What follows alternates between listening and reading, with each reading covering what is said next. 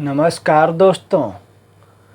9 अगस्त आरजेकर अस्पताल में जो कुछ हुआ उसके बाद जो वही खबर सारे न्यूज़ चैनल, अखबार, टेलीविज़न, सोशल मीडिया सभी जगह काफ़ी सारे धरना प्रदर्शन भी हुआ और आज भी हो रहे हैं। कोलकाता पुलिस से उस केस को हाई कोर्ट ने सीबीआई को जांच के लिए सौंप दिया। इसकी जांच के लिए दिल्ली से 15 सीबीआई की टीम कोलकाता पहुंची। इसमें काफ़ी सारे एक्सपर्ट भी होते हैं। सीबीआई जब तक पहुंचती उसके पहले ही क्या कुछ भी नहीं बोला गया। सारे न्यूज़ चैनल, अखबार, सोशल मीडिया जिनको जो मर्जी आया सब कुछ बोले, बिना कोई जांच के, बिना कोई सबूत के। और इतना कुछ उस हॉस्पिटल में होता था जैसे सारे कुछ बोले। उस हॉस्पिटल में पोर्नोग्राफी चलता है, यहाँ मानव अंगों का तस्करी होता है, यहाँ अश्लील फिल्में बनाई जाती है, यहाँ जुए का अड्डा है और रेप नहीं, गैंग रेप हुआ है। ये सारी खबरें हर चैनल पे छोटे बड़े सभी जगह चल रहे थे। इसमें काफ़ी बड़े बड़े लोग शामिल हैं, इसमें बड़ी साजिश हुआ है। ऐसे ही काफ़ी सारी बातें हुई। फिर मुख्यमंत्री खुद आकर बयान देती है, ममता बनर्जी खुद आकर बयान देती है कि इसकी जांच 7 दिनों के अंदर पूरी कर ली जाएगी और इसमें जो भी दोषी होगा उसे फांसी पर लटका के छोड़ूंगी। फिर ममता बनर्जी बोली, अगर ऐसा नहीं होता है तो मैं खुद 7 दिनों के अंदर सीबीआई को केस को सौंप दूंगी। फिर सुप्रीम कोर्ट खुद इस केस को स्वतः संज्ञान ले लेती है और इसकी सुनवाई भी शुरू कर देती है। पश्चिम बंगाल सरकार, पुलिस, सीबीआई, केंद्र सरकार इन सबको पार्टी बनाती है सुप्रीम कोर्ट, और सुप्रीम कोर्ट सीबीआई को अपनी स्टेटस रिपोर्ट सौंपने को हुक्म देती है। ये सब कुछ चल रहा था और ये क्राइम का केस पूरी तरीके से राजनीतिकरण भी हो चुका था। धरना प्रदर्शन, विरोध, ये सारे कुछ चल रहे थे। इसके साथ ही मीडिया में अलग अलग खबरें प्लांट की जा रही थी अपने मन मुताबिक, अपने टीआरपी बढ़ाने के लिए। फिर 58 दिन बीत जाता है और अब 58 दिन के बाद पहली बार सीबीआई सामने आती है और ओपनली सभी के सामने आरजेकर अस्पताल के ट्रेनी डॉक्टर के साथ 9 अगस्त की सुबह को जो कुछ भी हुआ उसकी पूरी कहानी अपनी चार्जशीट की शक्ल में कोलकाता के सियालदाह के एक स्पेशल कोर्ट में सौंप दी है। 45 पन्नों में यह पूरी कहानी दर्ज है। चार्जशीट का मतलब होता है आरोप पत्र। अब क्या क्या आरोप हैं और क्या क्या सबूत हैं, ये सब कुछ चार्जशीट में लगानी पड़ती है, जो कि सीबीआई ने लगाकर कोर्ट को सौंप दिया है। इसके साथ ही सीबीआई ने उसमें ये भी सेक्शन भी लगाए हैं कि इन धाराओं में मुकदमा चलेगा। अब ये कोर्ट के ऊपर है कि इनमें से कौन सी धाराएं लगेगा और कौन सी नहीं, कौन सी धाराएं सही है, कौन सी गलत है। खैर, खबर यह है कि कल 58 दिन के बाद आखिरकार कोलकाता के अस्पताल में जूनियर डॉक्टर का सच सीबीआई के हिसाब से, सीबीआई के जांच के हिसाब से जो है वह सामने आ गया है।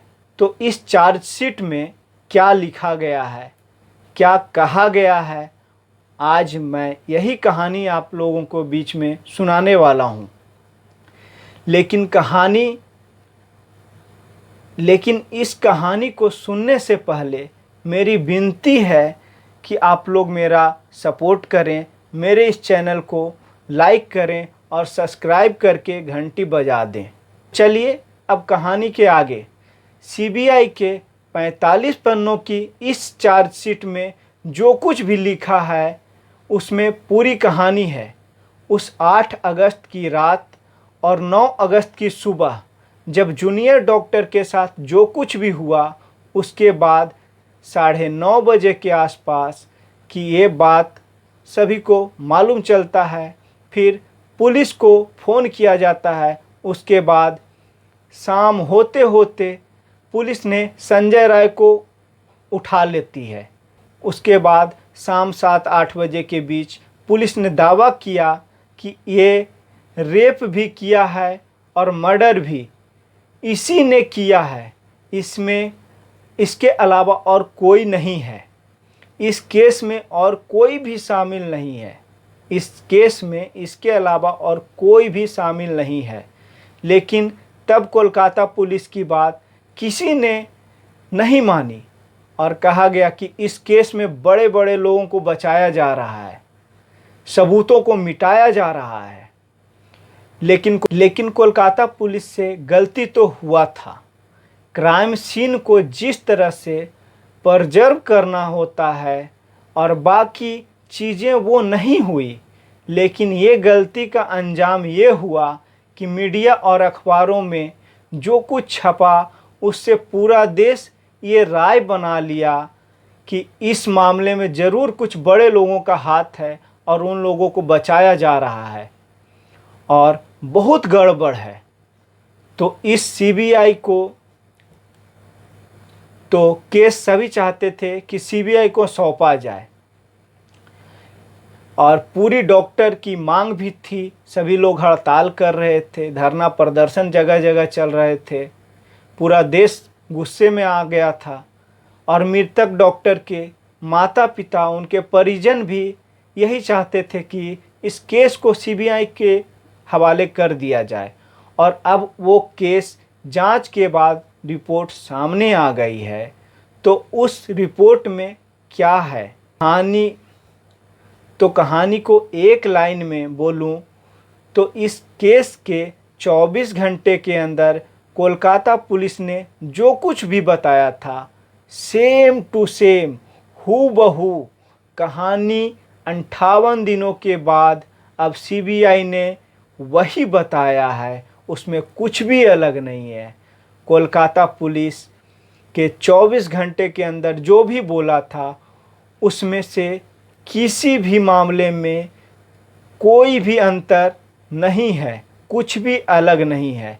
जो काम कोलकाता पुलिस ने 24 घंटे में कर दिया था, उसी केस की सच्चाई बताने में सीबीआई ने 58 दिन लिए। इसके बाद नतीजा ये निकला कि जो कोलकाता पुलिस ने जो बोला था वही सच है। कम से कम अब सीबीआई के इस चार्जशीट के हिसाब से, यानी कि पहला जूनियर डॉक्टर के साथ रेप हुआ था, गैंग रेप नहीं हुआ था, यानी कि संजय राय अकेला था, उसी ने रेप किया, गैंग रेप नहीं हुआ। इस रेप और मर्डर में और कोई भी शामिल नहीं था। ये सीबीआई का कहना है अपने चार्जशीट में, जो उन्होंने कोर्ट में सौंपा है। किसी इसमें से और किसी का हाथ नहीं है। इसके लिए कोई प्लानिंग नहीं किया गया था। थर्ड बात यह है कि उस हॉस्पिटल में जो कुछ भी कहा गया कि वहाँ पोर्नोग्राफी होता है, अश्लील फिल्मों की शूटिंग होता है, दोस्तों, मानव अंगों की तस्करी होता है, जेकर अस्पताल में जुए का अड्डा है, उसके बाद जो कुछ बिल्कुल कोरा बकवास था। सारे न्यूज चैनल, ऐसा कुछ भी नहीं निकला सोशल मीडिया की रिपोर्ट में, जो उन्होंने कोर्ट में काफी सारे धरना प्रदर्शन भी हुआ। और दोस्तों, आज भी जल्दी से आप लोग कोलकाता कमेंट करके बताइए आप लोगों को हमारी कहानी कैसी लगी। कोर्ट ने सीबीआई को जांच के लिए सौंप दिया। धन्यवाद।